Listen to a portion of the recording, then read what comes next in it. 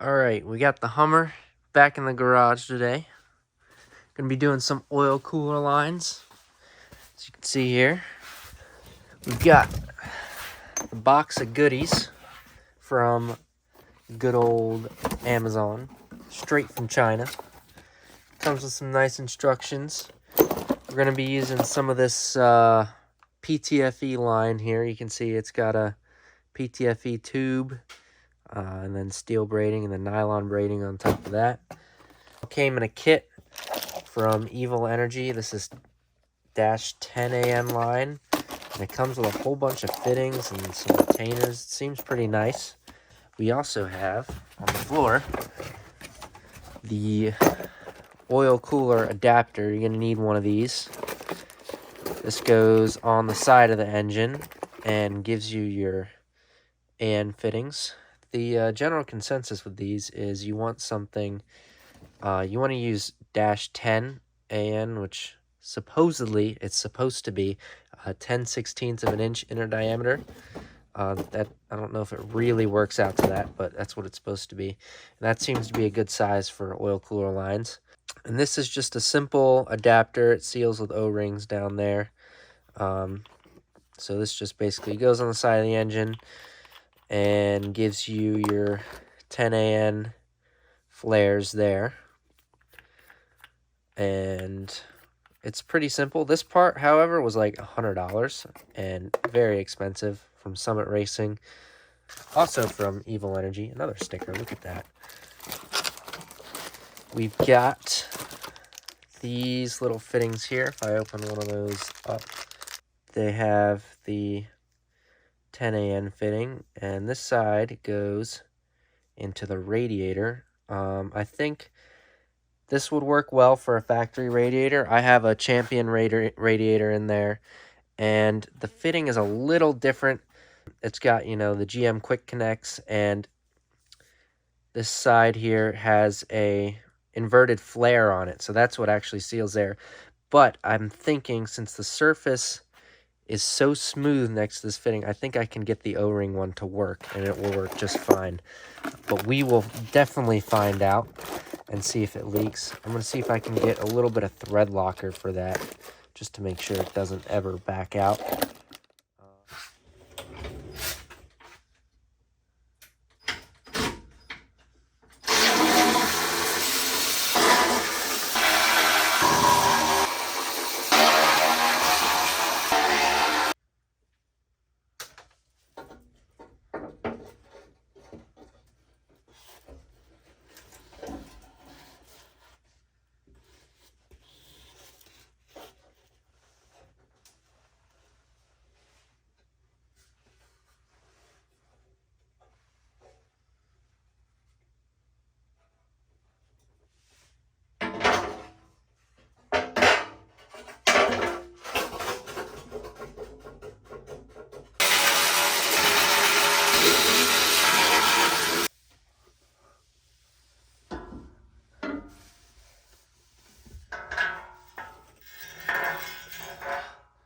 I don't know what to do with this.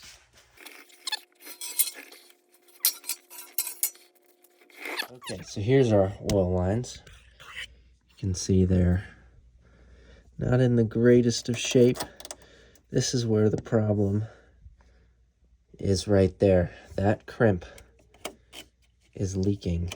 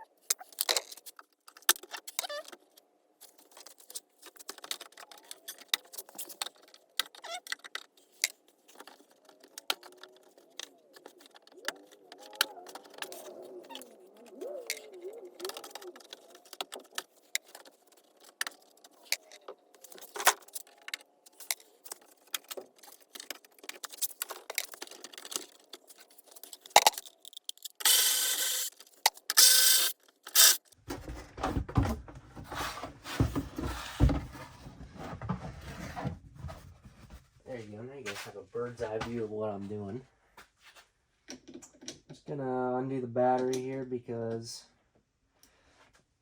I think that will give me access to the cooler line that we're struggling with up top. Should. We'll see. I figure doing this is better than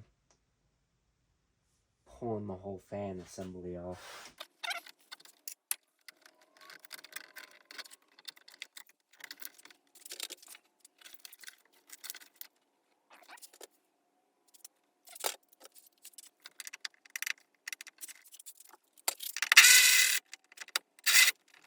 Oh man, come on, give me that back.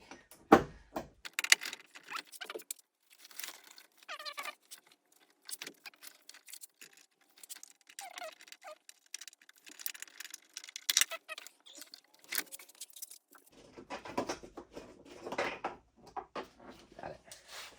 There's a plastic retaining clip that goes over the C-clip here. That's very important because there have been cases, I don't know if maybe it's because of improper installation, but there have been cases where without that plastic over the C-clip, that these C-clips can kind of work their way out.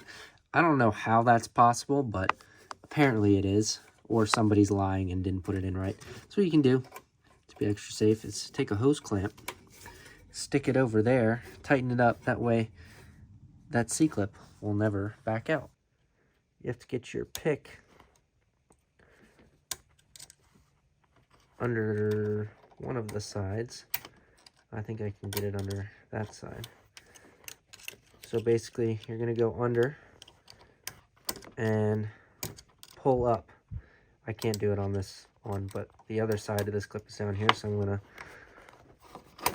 pull that out of its slot.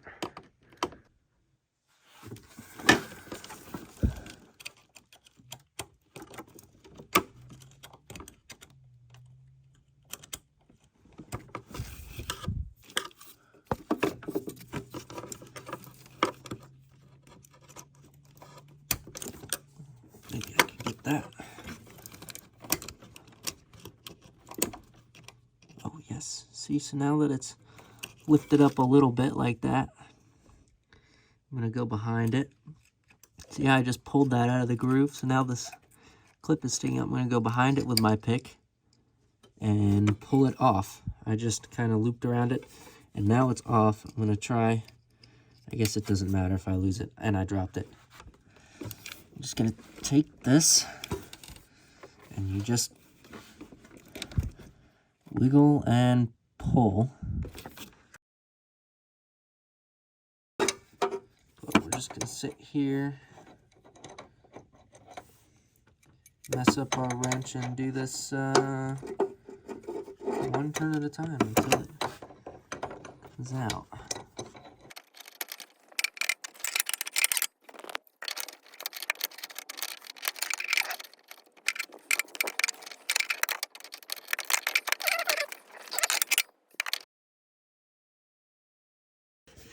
This piece right here with the O-ring.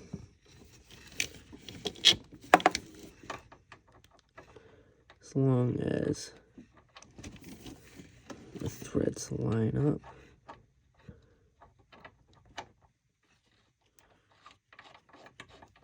Which they do. As long as the threads go deep enough.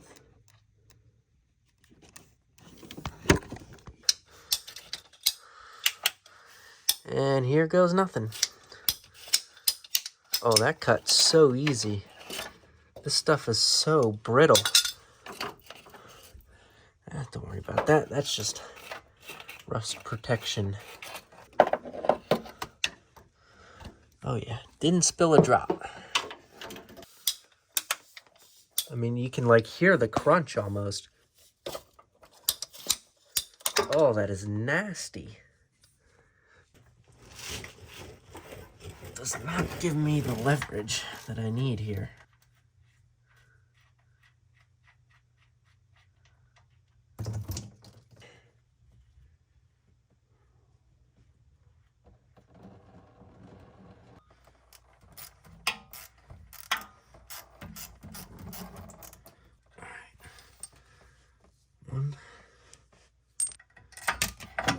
There's the gasket. Let's drain as much out of there as we can before we start finagling.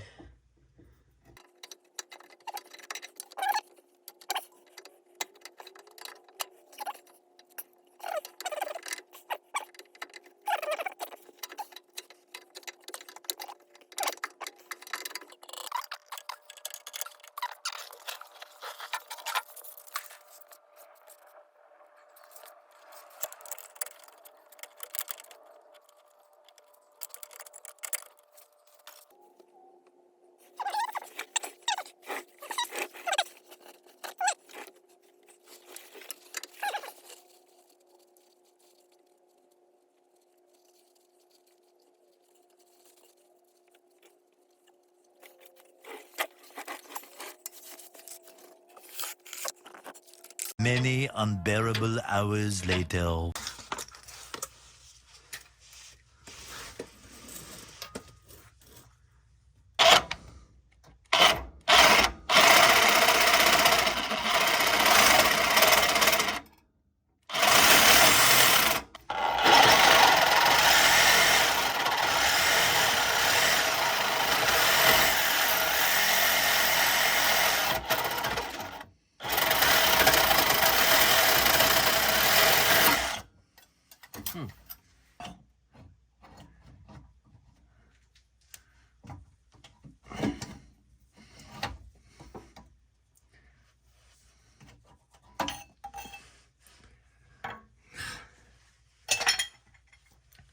Well, I've been making some lines for a little while now. A couple of mess ups as I'm trying to figure this out. But basically what I've figured out works best, get a vise, clamp it straight in the vise, put a couple wraps of electrical tape where you're going to cut, and take a cut-off wheel, and as straight as you can, get it to cut. This is my last one, otherwise I'd show you, but I forgot, and I already cut it. So I guess I'll just see if I can show you how I do these fittings. So with both our ends cut, what you're going to want to do before you remove tape on the end is get your compression ring off the back side of the fitting and twist and try and squeeze it. And what you want to avoid doing is pushing the PTFE tube, pushing this back in the PTFE tube out, because then you have less of this, less of the nylon, and the steel will go over the ferrule and it won't be as good. I mean, I'm not sure if that really matters, but just like that. And then once you have your compression rings on, you're going to want to get rid of this tape here on the end, because we're going to need to take our bent screwdriver, pointy side outwards like this, and we're basically going to pull the steel and nylon braid away from the PTFE tube. Really got to get the screwdriver down in there, because the ferrule, this part, the PTFE tube sits inside up against this ridge, and this goes, the braid goes on the outside of the ferrule, and you don't want to get any of the braid on the inner part.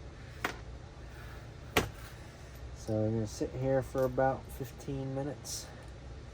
And you also have to be careful here too, not to push the braid back too far. I usually like to pull out as I'm doing this. Oh, something just on that. It's just steel. Thought I was cracking the stuff.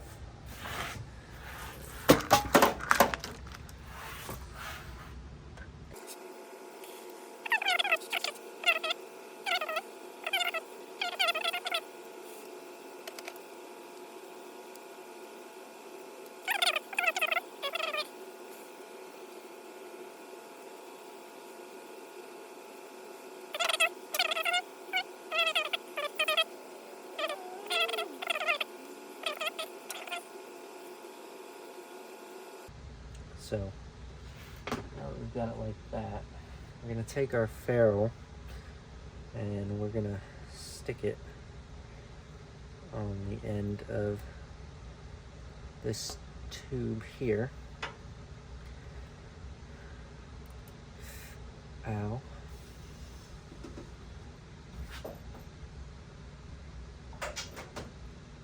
So now we've got something that looks like that. The liner is all the way up to the end here. And now I'm going to take my tool, stick it in, and this should help the fitting slide on easier because it it seats the PTFE tube against the outside a little easier.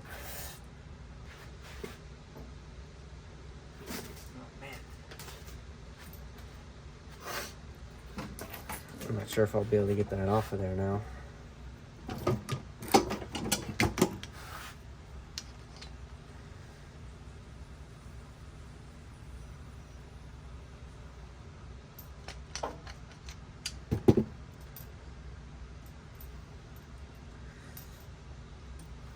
There we go. And stick it on in. You're going to find your nearest lubricant, oil of some sort, doesn't matter, motor oil, ATF, WD-40 even. This actually works pretty nicely, I think. A lot better than some of the stuff just because of how thick it is. Look at those threads. Nice and oily. Right on there as far as we can by hand. Some people put aluminum jaws in there and tape and all that, but it's just not worth it for me. I don't care that much.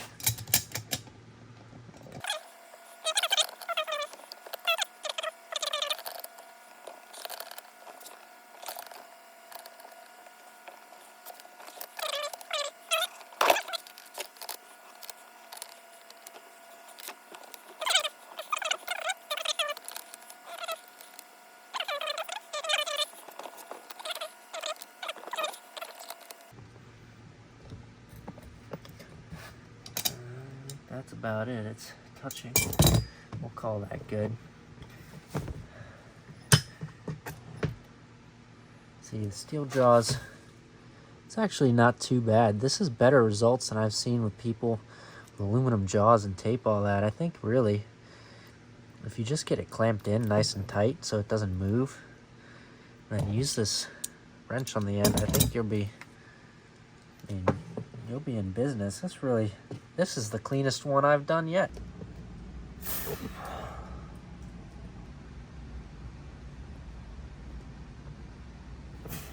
See if we can do it.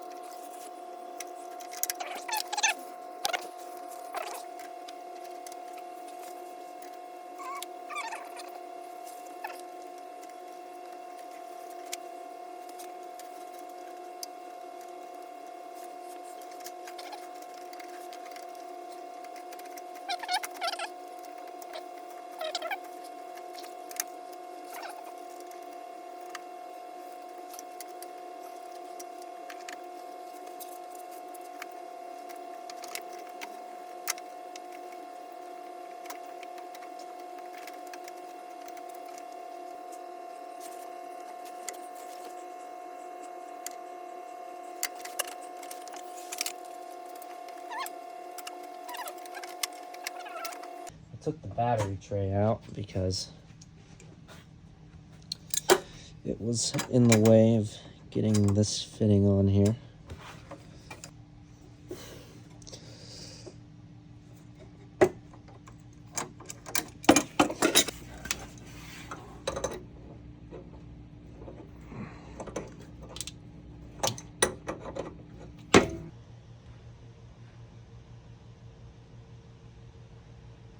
This is not the best oil funnel. I think it's right up to the full. Dab it on my paper towel.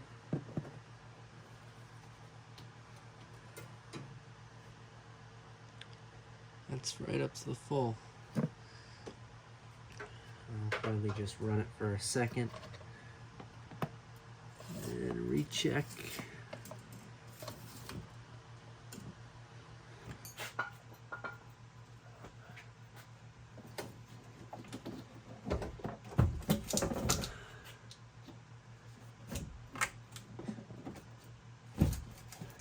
Fingers.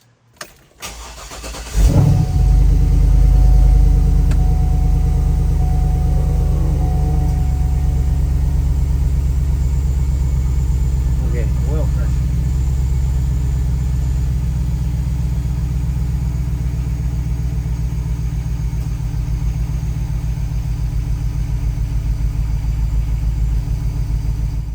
No hoses blew off. The O-rings look like they're sealing.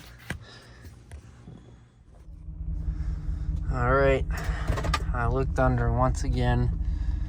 I'm not too sure what to think. I use so much oil on the threads, I'm not sure if it's, just that or I have screwed something up. It's one of the two. I forgot how to pull it. I never pull out of this driveway forward. It's weird.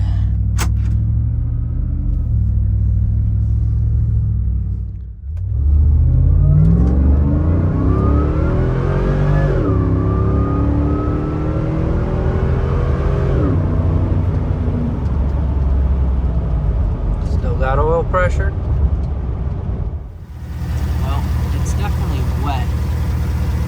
Again, I cannot tell where that's from, if it's actually from that, because, look at all this. There's oil everywhere, and this here is absolutely soaked.